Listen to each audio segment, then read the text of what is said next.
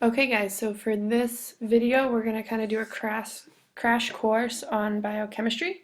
So what you need to do is make sure you have your notes and something to write with. You can watch this video as many times as you want, you can stop it, you can rewind it. You need to make sure you're writing down the questions because when you come into class tomorrow we are going to have a discussion where you are expected to be an active participant by posing questions to the class and answering questions to the class. So let's begin our biochemistry. So what exactly does a biochemist do? Biochemists study how life processes are integrated to allow individual cells to function and interact to form complex organisms. So they're going to identify biological problems and then develop and apply the appropriate technique to solve at the molecular level. So here's our crash course, Biochemistry for Dummies.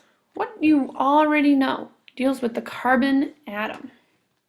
So first off, carbon bonding, you have two types of compounds. You have organic compounds which contain carbon. That's going to be the key. Organic means carbon.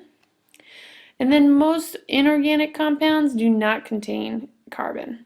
So that's a key differential to remember. There obviously are a couple of exceptions like carbon dioxide, but for the most part it's a general good rule of thumb. So what you already know about carbons, you know that they readily form 4 covalent bonds, and hopefully you remember covalent bonds. If not, go back, look at your chapter 1 notes or chapter 2 notes and remember what a covalent bond is.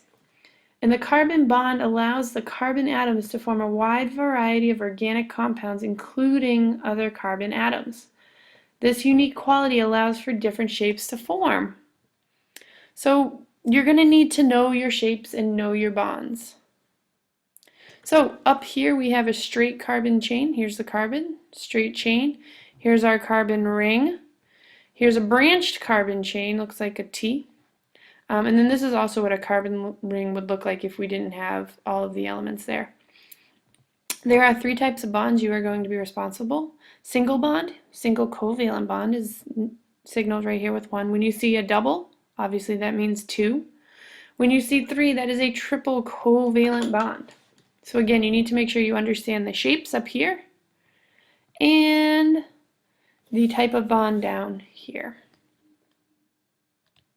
So like you already know, carbon has an atomic mass of 12 and 6 atomic numbers. What I want you to do in your notes right now is write down how many protons, electrons, and neutrons carbon has, and have that in your notes for me to see.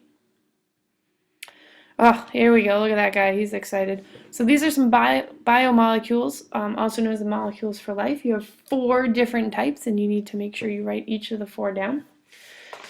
You have carbohydrates. You have lipids, proteins, nucleic acids, and these are actually going to get into more detail in the next section. So we have large and small carbon molecules. We have monomers, which are single, simple organic molecules. And then we have polymers, which poly means many. So that's large organic molecules. So mono means one, poly means many. So you can think of polys are the larger ones. And they're going to result from forming bonds between monomers. So a polymer is just a bunch of monomers linked together. They're also known as macromolecules. For example, your starch in the potato. There it is. Starch in the potatoes would be an example of a polymer. So you're going to have on page 52, there are functional groups, which you do need to know not only for the quiz you have, but also for the chapter. And there's a beautiful table that is located on page 52. So first off, functional groups are clusters of atoms that influence the properties of molecules and the chemical reactions in which the molecules undergo. You need to pay attention to the common list of functional groups on table 3.1. So you have the hydroxyl, the carboxyl, the amino, and the phosphate. So if you see a P, you know it's a phosphate. NH2 is the amino group. Carboxyl is the CO2H, and hydroxyl is the OH, which you've seen before. So the structural formula of a functional group is the same for all the molecules of a given type. For example, alcohols always have a hydroxyl group. There are 3 groups of alcohol based on the number of carbon atoms linked to the carbon containing in the hydroxyl group. Here we have a picture of ethanol up top. Those with 4 or less carbon atoms are soluble in water.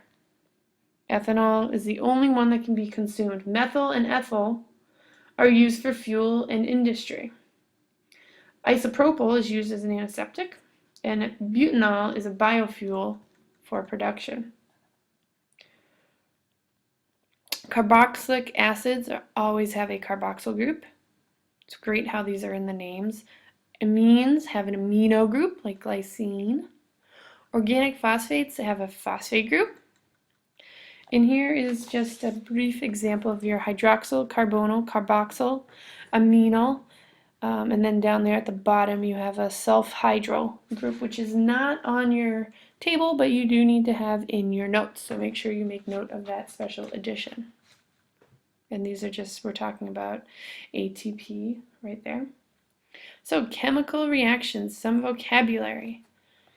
Condensation or a dehydration reaction is when monomers are added to the polymer. So one water molecule is released. So when monomers are added and a water is released, that's a condensation or a dehydration reaction.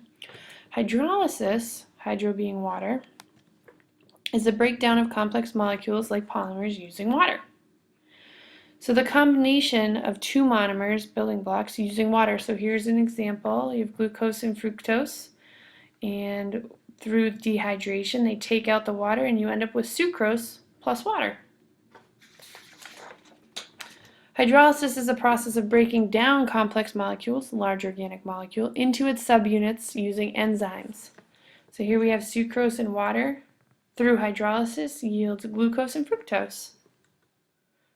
So again, hydrolysis is adding water in, and dehydration or condensation is taking water out.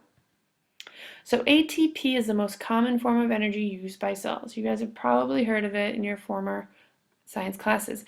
An ATP molecule consists of 3 different parts. The first part being a ribose, which is a 5-carbon sugar.